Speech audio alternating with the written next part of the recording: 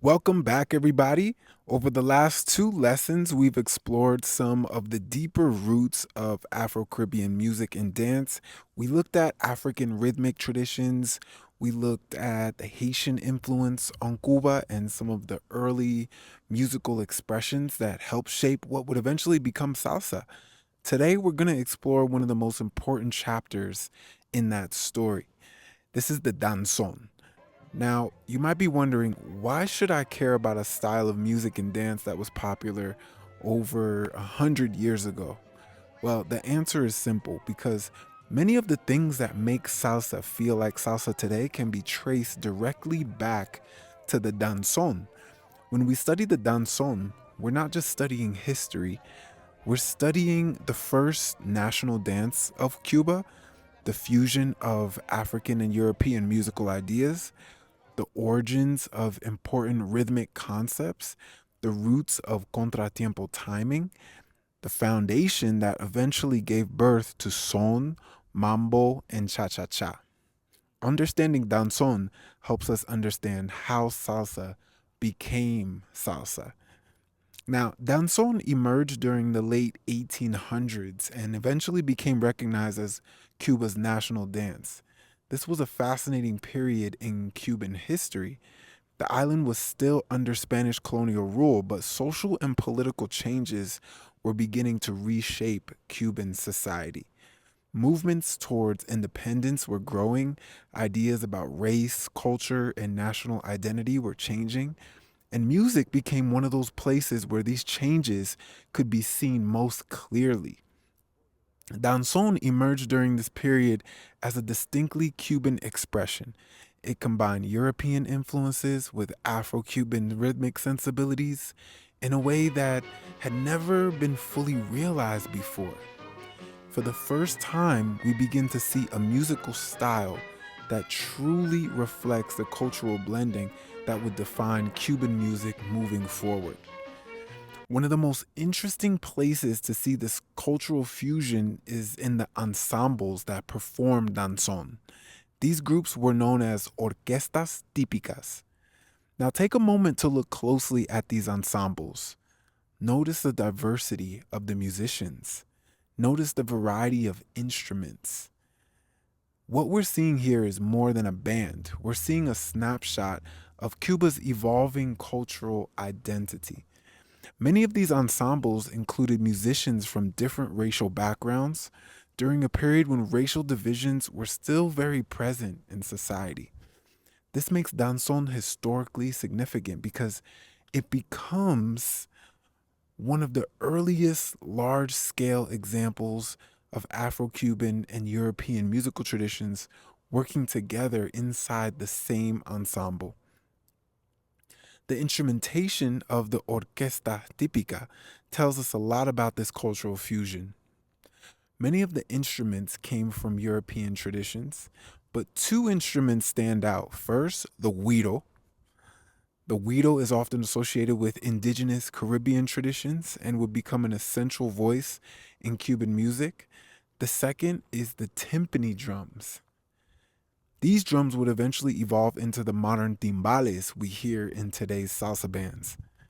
What's fascinating is that these percussion instruments weren't simply added for decoration, they carried the rhythmic foundation of danzón. And that rhythmic foundation was built around one of the most important patterns in Cuban music history, the Cinquillo Cubano. The word cinquillo comes from the Spanish word cinco, meaning five. The pattern contains five rhythmic attacks distributed across a 4/4 measure. Now, we're going to get more into that in the musician studio next week, but this rhythm became one of the defining characteristics of danzón. What makes it so interesting is that it creates a syncopation. Instead of emphasizing every beat evenly, it creates tension and movement inside the measure. This is one of the earliest examples of a rhythmic concept that will continue to see evolving throughout Cuban music history. And as salsa dancers, this matters because salsa is built on syncopation, the feeling of anticipation, the feeling of movement before the beat, the feeling of rhythmic tension and release. Many of those ideas can be traced back to patterns like the Cinquillo.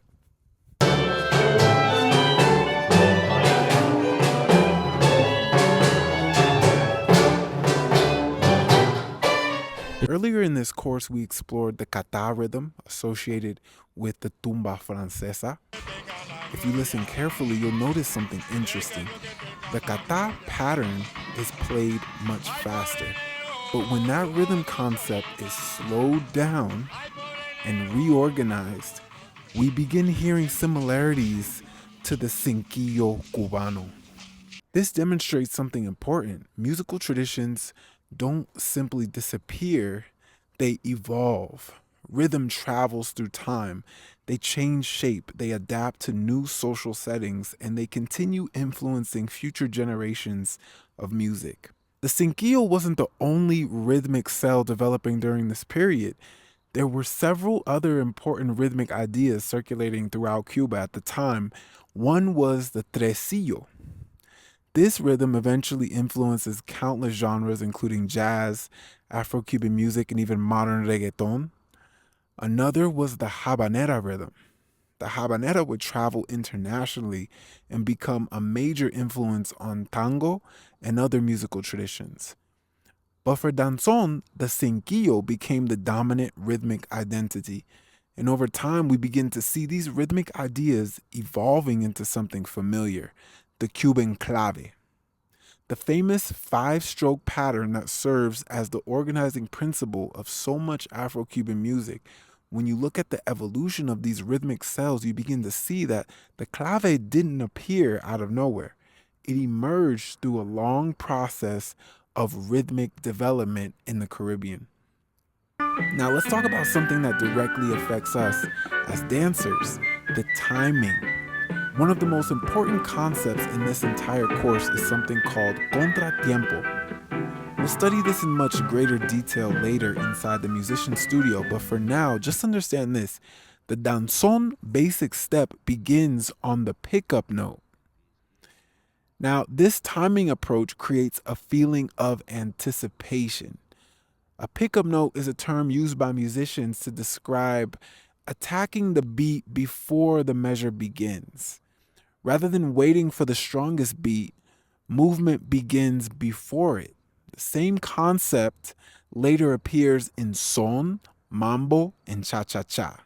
And this is not a coincidence. Different dances, different movements, but the same underlying timing philosophy is there. This is why studying danzón is so valuable. When you understand danzón timing, you're beginning to understand the timing language that eventually shapes much of salsa. Another fascinating part of this story involves Cuba's war for independence. Many military bands during this period included free Afro-Cuban soldiers fighting for Cuban liberation. These fighters became known as the Mambises. The music performed by military ensembles helped spread danzón throughout the country. One of the most important figures in this story was Miguel Faílde, who is generally credited with creating the first official danzón in Matanzas, Cuba. His composition marked the beginning of an entirely new chapter in Cuban music history. As danzón became more popular, the music began moving from outdoor settings into indoor social environments. The large Orquesta Típica gradually evolved into a new ensemble called the Charanga Francesa. The charanga included flutes, violins, and lighter orchestration. It took out more of the brass for these instruments to enter. This created a more elegant sound that was ideal for salons and social dance gatherings, especially indoors. And this evolution becomes extremely important later because the charanga tradition will eventually give rise to the cha cha and influence many forms of modern salsa. Now, as we move into the early 1900s, something significant happens. Danzón begins borrowing ideas from Eastern Cuba, particularly from rural musical traditions such as Changüí and early son from the eastern side of Cuba. One of the biggest additions was the Montuno section to the Danzón song structure. This section introduced greater rhythmic energy, repetition, and improvisation. This is important because it represents the growing influence of Afro Cuban rural music entering urban Cuban society. In many ways, this is where we begin seeing the bridge between danzón and son. And once son enters the picture, we're getting much closer to the musical world that eventually becomes salsa. So, why are we spending an entire lesson talking about danzón? Well, because the danzón gives us, as social dancers in salsa, access to several important pieces of the puzzle when it comes to salsa dancing. It helps us understand the fusion of African and European aesthetics, the development of Cuban rhythmic thinking, the evolution of clave, the roots of contratiempo timing, the origins of the charanga orchestras, the pathway that leads towards son, mambo, and cha cha cha.